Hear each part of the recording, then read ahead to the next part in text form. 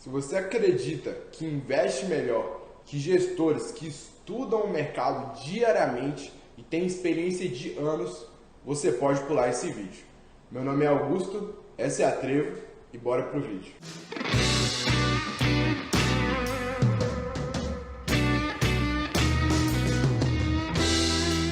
Antes da gente continuar para o vídeo, não se esqueça de se inscrever no nosso canal, comentar aqui sua opinião sobre o vídeo, curtir o nosso vídeo, compartilhar, seguir a gente no Instagram também e fica até o final do vídeo porque o ouro tá lá. Hoje eu vou falar para vocês sobre os fundos de investimento, mais precisamente dos fundos de investimento de condomínio fechado. Sim, existe uma diferença de condomínio fechado e condomínio aberto. Condomínio aberto são aqueles fundos que são negociados em bolsa de valores, fundos imobiliários, os ETFs e os FIAGs que surgiram agora.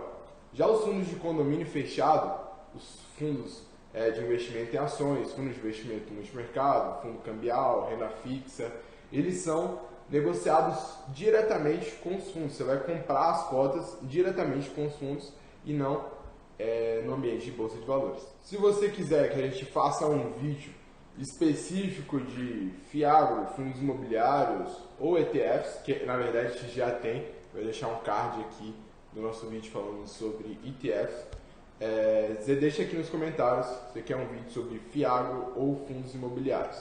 A gente também tem os fundos de renda fixa simples, que são os fundos que investem pelo menos 95% do patrimônio em tesouro direto, em títulos públicos federais, ou seja, os títulos mais seguros do país. Em contrapartida, a gente tem os fundos de crédito privado, que tem aquele risco a mais, que ao invés de você emprestar dinheiro para o governo, você vai emprestar dinheiro para empresas privadas, onde se tem um risco muito maior. E para saber o quão risco é esse, para você entrar num tipo de fundo desse, você tem que assinar um termo de ciência de risco, porque o risco de não te pagarem, porque isso que é renda fixa, você empresta dinheiro para uma instituição, para o governo, para uma instituição financeira, para uma empresa, e você recebe esse dinheiro depois com juros. E o risco de não te pagarem no crédito privado é muito maior. Em relação à minha opinião sobre esses tipos de fundo, eu acredito que a maioria desses é muito simples de você fazer o mesmo que eles. O referenciado que está atrelado ao CDI, é só você investir em um CDB que paga 100% do CDI no banco que você utiliza. Coisa muito simples.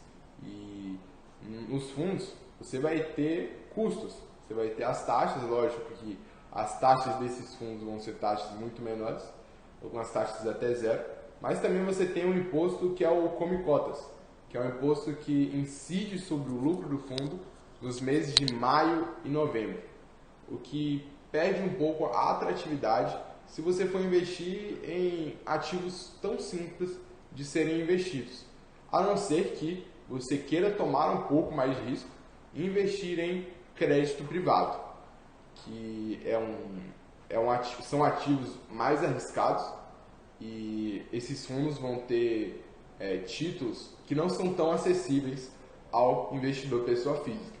Mas, já adiantando aqui, nosso próximo tipo de fundo é os fundos multimercados e eles também podem investir em crédito privado, o que beneficia mais esse tipo de fundo, que é o fundo multimercado, ao invés de apenas o fundo de crédito privado. Tá, e como é que eu analiso um fundo de investimento em renda fixa? Primeiro, você vai analisar a parte quantitativa. Você vai olhar para o retorno que o fundo teve. Eu indico que você olhe numa janela do maior prazo possível. E depois você olhar para os drawdowns. O que são os drawdowns? Os drawdowns são as maiores quedas que o fundo teve nesse período. Não é muito interessante que o fundo tenha quedas muito grandes, que ele seja tão volátil, principalmente se for um fundo de renda fixa. Já para análise qualitativa, você vai ver quais são esses especialistas de crédito que estão por trás do fundo, qual que é a experiência deles no mercado. também é interessante você ler a lâmina do fundo, em todos os casos. Agora, vou falar para você sobre os fundos multimercados. Como o nome já diz, é um fundo que investe em vários mercados diferentes. Mercado de câmbio, mercado de crédito, mercado de bolsa de valores, mercado internacional. Ele tem uma liberdade para investir no mercado que ele quiser, basicamente. Esses fundos, geralmente, vão buscar uma análise mais macroeconômica, buscando acertar no momento qual que é a classe de ativo mais interessante para ser investida. Se é investir nos Estados Unidos, na China, no Brasil, outros. O maior fundo multimercado fora dos Estados Unidos é o Fundo Verde, um fundo brasileiro que tem como gestor Luiz Stuberg, um dos grandes gestores do Brasil. A Verde Asset possui 49 bilhões sob custódia com os seus fundos de investimento. O Fundo Verde original, que antes nem existia a Verde Asset, o Fundo Verde ele era administrado pela Hedging Griffo, ele teve um retorno de 1997 até hoje de 18.324, 8 vezes maior que a rentabilidade do CDI no período. Os fundos multimercados também têm o imposto come cotas e as taxas de administração variam entre 1% a 2%, dependendo do fundo. O benchmark que é usado nesses fundos, benchmark é o índice de referência, e aí vai depender se o fundo é de gestão ativa ou gestão passiva. O fundo de gestão ativa ele vai buscar superar o índice, e o fundo de gestão passiva ele vai buscar acompanhar o índice. Os fundos multimercados são de gestão ativa e eles buscam ter um retorno maior que o benchmark, que geralmente é o CDI. E além dos retornos expressivos do Fundo Verde, o risco também é muito bem administrado. Um único ano, desde 1997, que o Fundo Verde ficou no negativo, foi o ano de 2008, o auge da crise imobiliária. Mano, sabe por que o nome do fundo é Fundo Verde? Por quê? Porque o cara é palmeirense, velho. Já sei que o nome do meu fundo vai ser... Mentira, sério? É sério. O nome do meu fundo vai ser Fundo Galo. Como é que você vai analisar os fundos multimercados? Primeiro vamos falar da análise quantitativa. De novo, você vai olhar para o retorno do fundo no maior prazo possível e também para os drawdowns. De novo, o drawdown mais baixo possível é o mais interessante, dependendo, né? E também você vai olhar para o índice Sharpe. O índice Sharpe é uma medida estatística que mede o risco e o retorno, a relação do risco e retorno do fundo. E quanto maior o índice Sharpe, quer dizer que a relação risco-retorno foi melhor. Ou seja, quanto maior o índice Sharpe, melhor. Agora falando da análise qualitativa, além de ir no site do fundo, pesquisar quais são os gestores, ver o currículo de cada um, ver o histórico de cada um, a experiência que cada um tem no mercado, o quanto que aquela equipe está junta, entrosada, e também analisar uma coisa que eu acho muito interessante, analisar não, né? Ler as cartas que os fundos eles fazem. Os fundos multimercados eles têm esse hábito de fazer essas cartas periodicamente com assuntos diversos, seja falando do que eles acreditam sobre o momento que o mercado está passando agora, ou um assunto encíclico, como a mudança que a tecnologia teve para o mercado. Agora vamos para os fundos de investimento em ações. E já vamos começar com uma polêmica, que é aquela briga entre a gestão ativa e a gestão passiva. Os dois têm muitos defensores. Na gestão ativa, ou você investe por conta própria, fazendo stock picking, escolhendo as suas próprias ações, ou você delega isso para um fundo de investimento em ações que busca superar o benchmarking, superar o Ibovespa. Já do outro lado, os defensores da gestão passiva, Eles acreditam que, por o mercado ser eficiente, é muito difícil ou quase impossível de superar o índice de mercado, que no nosso caso seria o Ibovespa. E para eles, o mais interessante seria você investir no próprio Ibovespa, investir em um ETF de Ibovespa. Eu acredito que na média as coisas são ruins. Na média, os profissionais da saúde são ruins. Na média, as cervejas são ruins. Na média, as carnes são ruins.